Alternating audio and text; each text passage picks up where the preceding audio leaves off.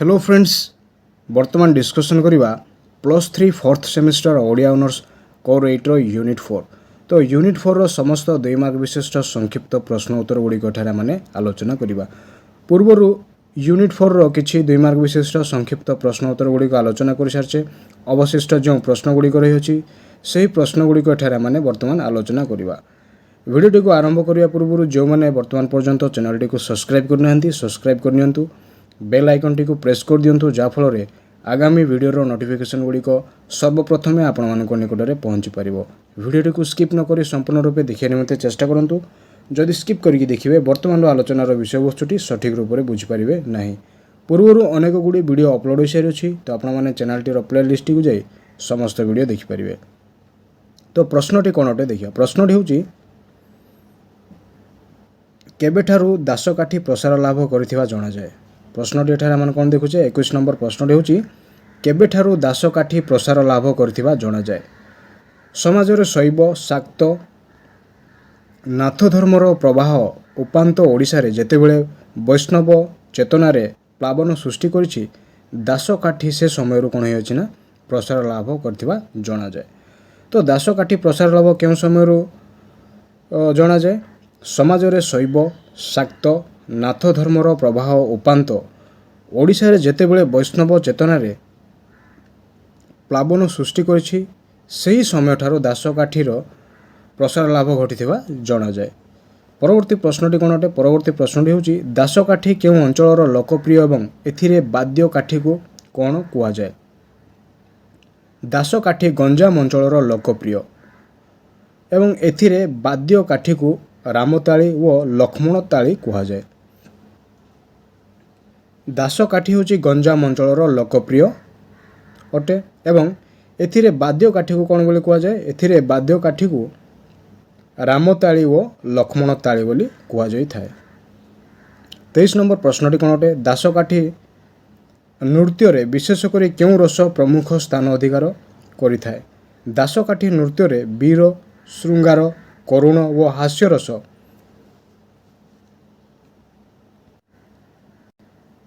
प्रमुख स्थान अधिकार करिथाए। तो दासकाठी नृत्य रे विशेषकर केउं रस प्रमुख स्थान अधिकार करिअछि ना दासकाठी नृत्य रे वीर रस श्रृंगार रस करुण रस व हास्य रस प्रमुख स्थान अधिकार करिथाए।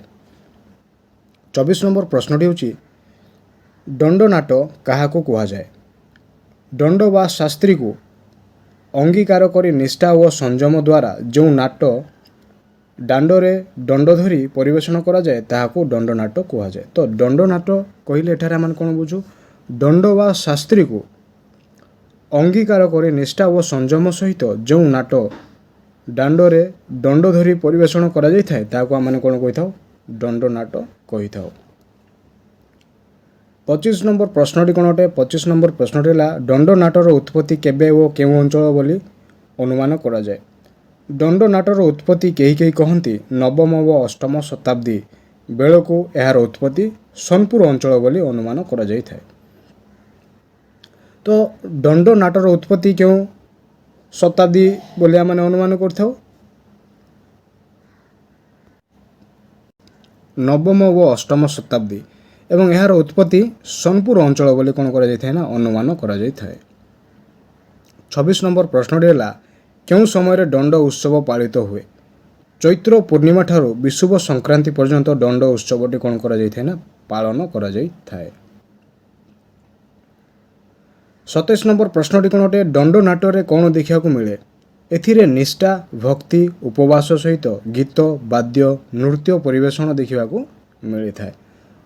दंडनाट्य क्यों सब विषय माने देखा पाई था एथिरे निष्ठा भक्ति उपवास सहित गीत वाद्य नृत्य परिवेषण देखा मिली थाए। 28 नंबर प्रश्न है दंडनाट्य कि प्रकार भाषा वाद्य व अभिनय देखा मिली थाए। दंडनाट्य प्रचलित शुद्ध आंचलिक भाषा ढोल मोहुरी वाद्य व शौल प्रकार अभिनय देखा मिली थाए। दंडनाट्य प्रचलित शुद्ध आंचलिक भाषा ढोल मोहुरी वाद्य व शौल प्रकार अभिनय कौन होता है ना देखा मिली थाए। 29 नंबर प्रश्न है ଏଥିରେ କ'ଣ ରୂପ ନେଇଥାଏ ଓ ଏହାର ଶେଷ ଦିନକୁ କ'ଣ କହନ୍ତି? ଏଥିରେ ଗ୍ରାମୀଣ ସମାଜର ହାସ୍ୟ, ବ୍ୟଙ୍ଗ, ଆଶା ଓ ନିରାଶା ଆଦି ରୂପ ନେଇଥାଏ ଓ ଏହାର ଶେଷ ଦିନକୁ କ'ଣ କୁହାଯାଏ ନା ମେରୁ କୁହାଯାଇଥାଏ। ତ ଏଥିରେ କ'ଣ ରୂପ ନେଇଥାଏ? ଏଥିରେ ଗ୍ରାମୀଣ ସମାଜର ହାସ୍ୟ, ବ୍ୟଙ୍ଗ, ଆଶା ଏବଂ ନିରାଶା ଆଦି ରୂପ ନେଇଥାଏ ଏବଂ ଏହାର ଶେଷ ଦିନକୁ କ'ଣ ବୋଲି କହନ୍ତି? ଏହାର ଶେଷ ଦିନକୁ ମେରୁ ବୋଲି କୁହାଯାଇଥାଏ। 30 ନମ୍ବର ପ୍ରଶ୍ନଟି ହେଲା ଛଉ ନୃତ୍ୟ କ'ଣ? ଷଢ଼େଇ କଳାରେ ମୁଖାକୁ ଛଉ କୁହାଯାଏ। ଏହା ହେଉଛି ମୋଷ୍ଟ ଇମ୍ପୋର୍ଟାଣ୍ଟ କ୍ୱେଶ୍ଚିନ୍ ଅଟେ। ତ ପ୍ରଶ୍ନଟି ହେଉଛି ଛଉ ନୃତ୍ୟ କ'ଣ ବା ଛଉ ନୃତ୍ୟ କହିଲେ ଆମେ କ'ଣ ବୁଝୁ? ଷଢ଼େଇ କଳାର ମୁଖାକୁ ଛଉ କୁହାଯାଏ। ଏହି ନୃତ୍ୟରେ ମୁଖା ପ୍ରଧାନ ଅବଲମ୍ବନ ଥିବାରୁ ଏହାକୁ କ'ଣ କୁହାଯାଏ? ଛଉ ନୃତ୍ୟ କୁହାଯାଇଥାଏ। ଛଉ ନୃତ୍ୟ କେଉଁ ଅଞ୍ଚଳରେ ପ୍ରସିଦ୍ଧ ଏବଂ ଏଥିରେ କ'ଣ ଶିକ୍ଷା ଦିଆଯାଇଥାଏ? ପ୍ରଶ୍ନଟି କ'ଣ ବର୍ତ୍ତମାନ ଆମେ ଦେଖିଲେ ନା ଛଉ ନୃତ୍ୟ କେଉଁ ଅଞ୍ଚଳରେ ପ୍ରସିଦ୍ଧ ଏବଂ ଏଥିରେ କ'ଣ ଶିକ୍ଷା ଦିଆଯାଇଥାଏ? ଛଉ ନୃତ୍ୟ ଓଡ଼ିଶାର ମୟୂରଭଞ୍ଜ ଜିଲ୍ଲାର ଏକ ପ୍ରସିଦ୍ଧ ଲୋକନାଟକ। ତ ଛଉ ନୃତ୍ୟ କ'ଣ ଅଟେ? ମୟୂରଭଞ୍ଜ ଜିଲ୍ଲାର ଏକ ପ୍ରସିଦ୍ଧ ଲୋକନାଟକ ଅଟେ। ଏଥିରେ କୁସ୍ତି, କସରତ ଓ ଯୁଦ୍ଧକାଳୀନ କଳାକୌଶଳ ଶିକ୍ଷା ଦିଆଯାଏ। ଏଥିରେ କୁସ୍ତି, କସରତ ଓ ଯୁଦ୍ଧକାଳୀନ କଳାକୌଶଳ ଗୁଡ଼ିକ କ'ଣ କରାଯାଇଥାଏ ନା ଶିକ୍ଷା ଦିଆଯାଇଥାଏ। ତ ଏହା ହେଉଛି ମୟୂରଭଞ୍ଜ ଜିଲ୍ଲାର ଏକ ପ୍ରସିଦ୍ଧ ଲୋକନାଟକ। କ'ଣ ନା ଛଉ ନୃତ୍ୟ।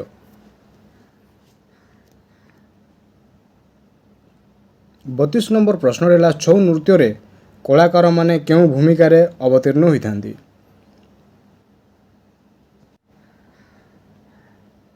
ଛଉ ନୃତ୍ୟରେ କଳାକାରମାନେ ବିଭିନ୍ନ ଦେବତା, ଦାନବ, ମାନବ, ଭୂତ, ପିଶାଚ, ପକ୍ଷୀ, ସରୀସୃପ ଆଦି ଭୂମିକାରେ କ'ଣ ହୋଇଥାନ୍ତି ନା ଅବତୀର୍ଣ୍ଣ ହୋଇଥାନ୍ତି। କେଉଁ ନୃତ୍ୟରେ ନା ଛଉ ନୃତ୍ୟର ଭୂମିକାରେ।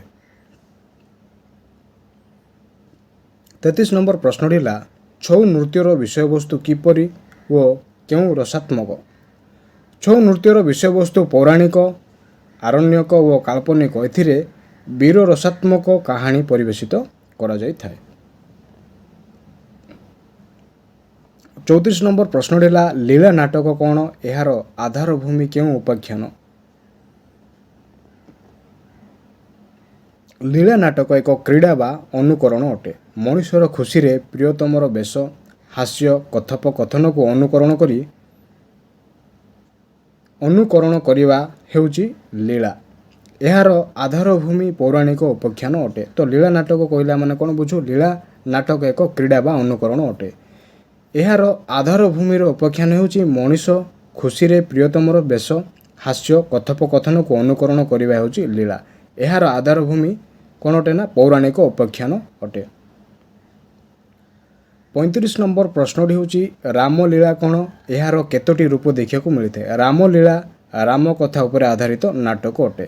ଏହାର 3ଟି ରୂପ ଆମେ ଦେଖିବାକୁ ପାଇଥାଉ। ପ୍ରଥମ ରହିଲା ରାମଲୀଳା, ରାମ ନାଟକ ଏବଂ ନୃତ୍ୟ ରାମାୟଣ।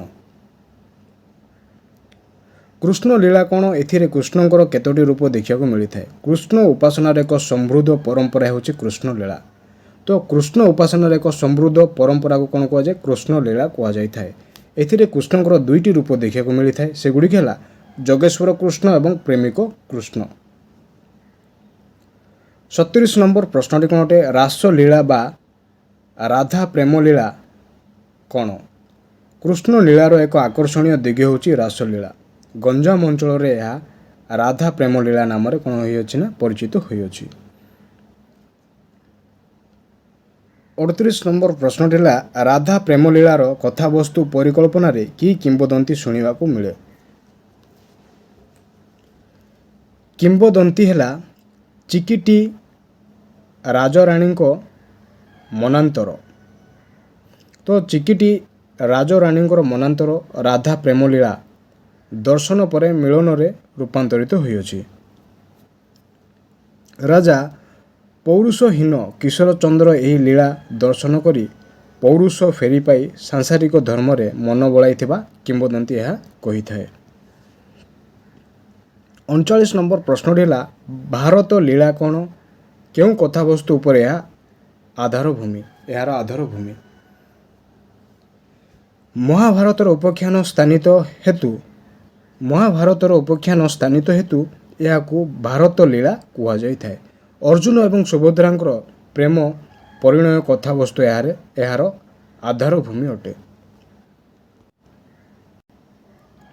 ତ ଭାରତ ଲୀଳା କହିଲେ ଆମେ କ'ଣ ବୁଝୁ? ଏହା କେଉଁ କଥାବସ୍ତୁ ଉପରେ ଆଧାରିତ ବା ଆଧାର ଭୂମି ଅଟେ? ମହାଭାରତର ଉପାଖ୍ୟାନ ସ୍ଥାନିତ ହେତୁ ଏହାକୁ କ'ଣ କୁହାଯାଏ? ଭାରତ ଲୀଳା କୁହାଯାଇଥାଏ। ଏଥିରେ ଆମେ କ'ଣ ଦେଖିବାକୁ ପାଉ? ଅର୍ଜୁନ ଏବଂ ସୁଭଦ୍ରାଙ୍କର ପ୍ରେମ ପରିଣୟ କଥାବସ୍ତୁ ଏହାର ଆଧାର ଭୂମି ଅଟେ। 40 ନମ୍ବର ପ୍ରଶ୍ନଟି କ'ଣ ଅଟେ? ଦଧିନାଟ କ'ଣ? ଏହା ଓଡ଼ିଶାର କେଉଁ ଅଞ୍ଚଳରେ ବେଶ୍ ଲୋକପ୍ରିୟ?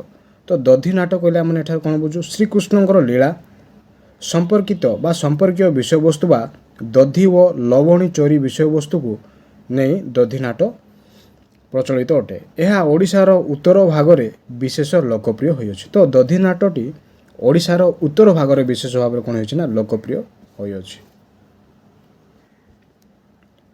41 ନମ୍ବର ପ୍ରଶ୍ନଟି ହେଲା ଏହି ଦଧିନାଟର ଉଦ୍ଦେଶ୍ୟ କ'ଣ? ଏହାର ଉଦ୍ଦେଶ୍ୟ ହେଲା ମୃତ ବ୍ୟକ୍ତିଙ୍କର ଆତ୍ମା ଶାନ୍ତି ଏବଂ ବିଚ୍ଛେଦ ଦୁଃଖରୁ ପରିବାରର ସଦସ୍ୟଙ୍କୁ ଶାନ୍ତି ଦେବା। ଏହା ହେଉଛି ଦଧିନାଟର ଉଦ୍ଦେଶ୍ୟ ଅଟେ। 42 ନମ୍ବର ପ୍ରଶ୍ନଟି ହେଲା ଡାଲଖାଇ ନୃତ୍ୟ କ'ଣ?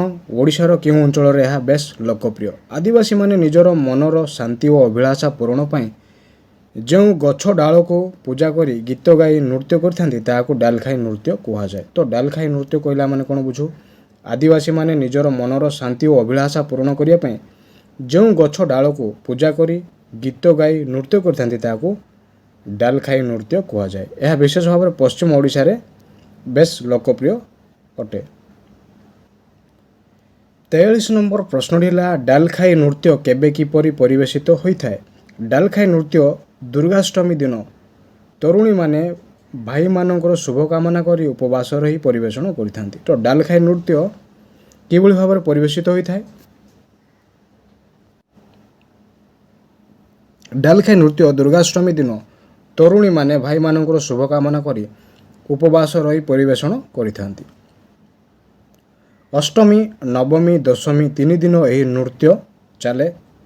ଏହାକୁ ମଧ୍ୟ ଭାଇ ଜିଉଁତିଆ ଓଷା ବୋଲି କୁହାଯାଇଥାଏ। ତ ଏହି ଡାଲଖାଇ ନୃତ୍ୟକୁ କ'ଣ କୁହାଯାଏ? ଭାଇ ଜିଉଁତିଆ ଓଷା ବୋଲି ମଧ୍ୟ କୁହାଯାଇଥାଏ। 44 ନମ୍ବର ପ୍ରଶ୍ନଟି କ'ଣ ଅଟେ? 44 ନମ୍ବର ପ୍ରଶ୍ନଟି ହେଲା କରମା ନୃତ୍ୟ କ'ଣ? ଏହା ଓଡ଼ିଶାର କେଉଁ ଅଞ୍ଚଳରେ ଲୋକପ୍ରିୟ? କରମା ନୃତ୍ୟ କହିଲେ ଆମେ କ'ଣ ବୁଝୁ? ଆଦିବାସୀମାନେ ଭାଦ୍ରବ ଶୁକ୍ଳ ଏକାଦଶୀ ଦିନ ଯେଉଁ କରମସାନି ଏବଂ କରମରାନୀ ଦେବାଦେବୀଙ୍କ ଉଦ୍ଦେଶ୍ୟରେ ପୂଜା ଆରାଧନା କରି ନୃତ୍ୟ ଗୀତ କରିଥାନ୍ତି ତାହାକୁ କରମା ନୃତ୍ୟ କୁହାଯାଏ। କରମା ନୃତ୍ୟ କହିଲେ ଆମେ ଏଠାରେ କ'ଣ ବୁଝୁ ନା? ଆଦିବାସୀମାନେ ଭାଦ୍ର ଶୁକ୍ଳ ଏକାଦଶୀ ଦିନ ଯେଉଁ କରମସାନି ଏବଂ କରମରାନୀ ଦେବାଦେବୀଙ୍କ ଉଦ୍ଦେଶ୍ୟରେ ପୂଜା ଆରାଧନା କରି ନୃତ୍ୟ ଗୀତ କରିଥାନ୍ତି ତାହାକୁ କରମା ନୃତ୍ୟ କୁହାଯାଏ। ଏହା ଓଡ଼ିଶାର ପଶ୍ଚିମ ଅଞ୍ଚଳରେ ବେଶ୍ ଲୋକପ୍ରିୟ। ତ କରମା ନୃତ୍ୟଟି ଓଡ଼ିଶାର ପଶ୍ଚିମାଞ୍ଚଳରେ ବେଶ୍ ଲୋକପ୍ରିୟ ଅଟେ।